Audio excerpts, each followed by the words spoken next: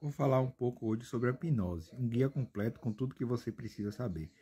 A hipnose é uma técnica muito utilizada em terapias. Ela vem sendo estudada desde o século XIX, como toda a ciência, e sua definição e utilização vem se modificando e aprimorando ao longo do tempo. O que se sabe atualmente fica claro que é eficaz no tratamento de várias condições médicas.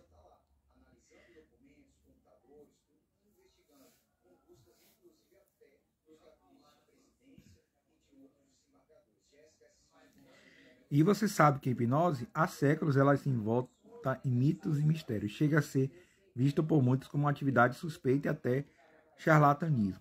Porém, ao mesmo tempo que gera dúvida, acaba atraindo a atenção de muitos estudiosos do comportamento humano. Estudiosos esses que não querem devido ao reconhecimento da hipnose. Não foi dada rápido, pelo contrário, em função dos efeitos controversos que as pessoas dizem que saber o que está em estado de consciência. Por isso, nesse artigo, vamos responder algumas perguntas mais comuns e entender como funciona a hipnose. O que é hipnose? De acordo com a Associação Americana de Psicologia, a hipnose é um procedimento no qual um profissional de saúde ou pesquisador sugere, ao tratar alguém, que ela irá experimentar mudanças nas sensações, percepções, pensamentos ou comportamento. Normalmente, embora exista muitos tipos de indução de hipnose, tratam de sugestões de relaxamento, de calma e bem-estar. Em geral, o hipnólogo dá instruções para o paciente imaginar ou pensar em experiências agradáveis durante a sessão.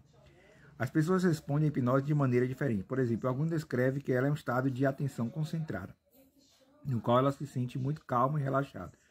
O uso do hipnose para fins terapêuticos ficou conhecido como hipnoterapia e consiste em induzir o paciente ao estado para conduzi-los em sugestões e ter hábitos mais saudáveis, especialmente o quesito mental. Mas quando ela é autoinduzida, ou seja, realizada sem o auxílio de um hipnólogo, esse processo é conhecido como auto-hipnose. Porém, até chegar a esse nível de aplicação, ela passou por muitos estudos e transformações no conceito original. Como surgiu a hipnose? A hipnose começou a ser praticada no século XVIII, quando o médico alemão Franz Reinhold Mesmer defendeu sua tese de doutorado na Universidade de Viena. Ele afirmou que a existência de uma atração gravitacional entre a Terra e outros corpos celestes afetava a saúde das pessoas, sendo responsável por vários tipos de doenças mentais. Com o tempo, as técnicas de Mesmer ganharam forma até o médico escocês James Bray resolveu torná-la mais aceitável. Ele adotou uma abordagem mais científica. A partir daí, a hipnose passa a ser estudada por gente mais séria, como o francês Jean-Martin Charcot, de 1825 a 1893, considerado o pai da neurologia, o psicólogo russo Ivan Pavlov, de 1849 a 1933, e o próprio Freud, de 1856 a 1939, que chegou a hipnotizar seus pacientes no começo da carreira.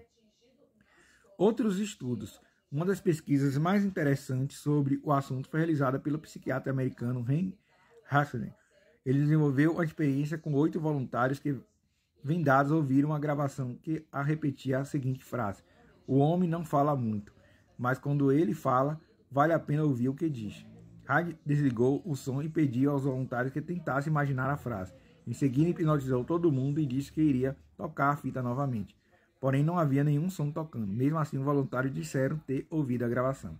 O cientista concluiu que durante a alucinação, quando a gravação estava tocando de verdade, a atividade do cérebro era idêntica.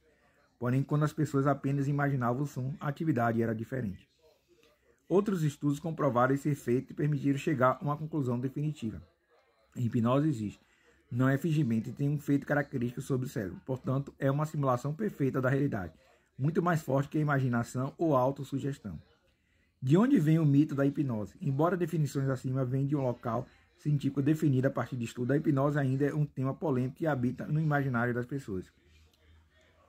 Há muitos conceitos mal entendidos que mistificam e levam as pessoas a não levarem a sério. O mito da hipnose é apresentado na mídia em histórias como Moloch, o Menino Lobo e Escorpião de Jade. Nessas tramas, ela é apresentada como estado instantâneo, semiconsciente e semelhante ao sono. Nelas há a presença de um hipnotizador poderoso que tem uma influência quase milagrosa no participante submisso hipnotizado, também seguido de devastadoras consequências a longo prazo. De onde vêm as falsas crenças? De uma das dimensões que existem falsas crenças sobre hipnose são aquelas causadas por experiências negativas ou semi-profissionais. Assim como acontece com experiências hipnóticas como a meditação, imaginação guiada, hipnose de palco. Além disso, esses equívocos chegam com base em história contada por parentes, amigos ou conhecidos. As falsas crenças sobre esse estado de consciência surgiram ainda de lendas urbanas e eventos bem conhecidos na memória local ou nacional. Por exemplo, em Israel, um dos equívocos mais frequentes entre o público em geral sobre a hipnose é que a pessoa não pode se acordar após uma sessão. Esse equívoco provavelmente persistiu devido ao caso bem conhecido de um hipnotizador que foi incapaz de deshipnotizar um dos sujeitos durante um show. No Brasil, a propaganda do chocolate batom estigmatizou a hipnose com a frase "compre batom", voltada ao público infantil. O comercial foi criticado ao usar sugestões diretas e persuasivas. Qual o objetivo da hipnose? Veja como ela funciona. Nada de pêndulo ou relógio de bolso como o imaginário popular costuma associar. Explicar como funciona a hipnose é relativamente simples. Hoje em dia, grande parte das induções da hipnoterapia é feita por meio de relaxamento dirigido por palavras ou toque em pontos específicos da face, entre outras técnicas. Nesse estado, pode haver mudanças nos padrões das ondas cerebrais em que várias estruturas do órgão são ativadas com maior intensidade, em especial aquelas relacionadas à memória e às emoções. O objetivo é atingir um máximo de atenção para extrair da mente o que for preciso para ajudar no tratamento, aproveitando que as condições cerebrais obtidas deixam o paciente com maior abertura para ser sugestionado.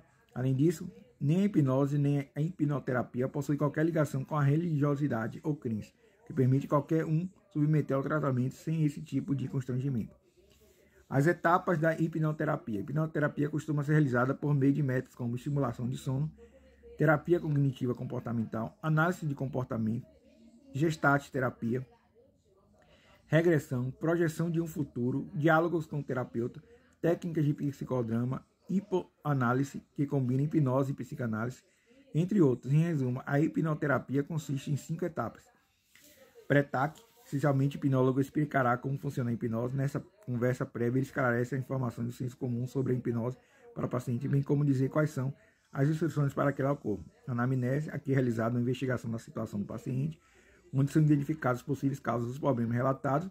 A indução hipnótica é uma seleção especial de sugestões mais simples, por exemplo, relaxamento, visualizações guiadas, e tem o objetivo de aumentar o engajamento do cliente com o processo. Sugestões, a fase em que há sugestões por meio de linguagem, imagem ou desenho em situação problemática. Nessa etapa, o paciente já tem o objetivo em mente, escolher um local apropriado, está confortavelmente sentado ou deitado e consegue facilmente relaxar seu corpo e mente por meio da respiração lenta e regular. E a dehipnotização, por fim, a saída do paciente da hipnose, uma vez a retomada do estado normal.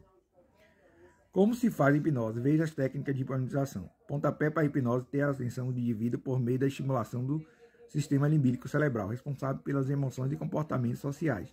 Por isso, é estimulado o neotorque, um sistema neurocerebral responsável por funções sensoriais e movimentos voluntários. Uma vez feito isso, explica as técnicas de hipnotização, trabalhando com uma das 5 portas de percepção a seguir. Fixação dos olhos. Para começar, vamos falar sobre o método clássico de todos, graças ao famoso relógio do bolso criado por James Bray, aquele que citei no começo do artigo, consiste em fazer a pessoa olhar simplesmente para um ponto ou objeto a fim de prevenir distrações e se tornar mais fácil a programação da mente. Narrativa que o hipnólogo pede ao paciente que relaxe o membro do corpo, depois, num tom calmante profissional, leva a imaginar uma história. Confusão. Na sequência, a confusão criada por lidar com pessoas resistentes consiste em confundir a atenção do cliente, seja por meio de uma sobrecarga cognitiva ou seja realizando contagens regressivas mentalmente, repetição de palavras curtas, até o mesmo com comandos ambíguos. Desequilíbrio. Agora vamos falar sobre o desequilíbrio. O hipnotizador diz ao paciente que se coloque numa posição na qual seja difícil se manter em pé. Ao mesmo tempo, pede que ele se concentre em seus membros. E choque.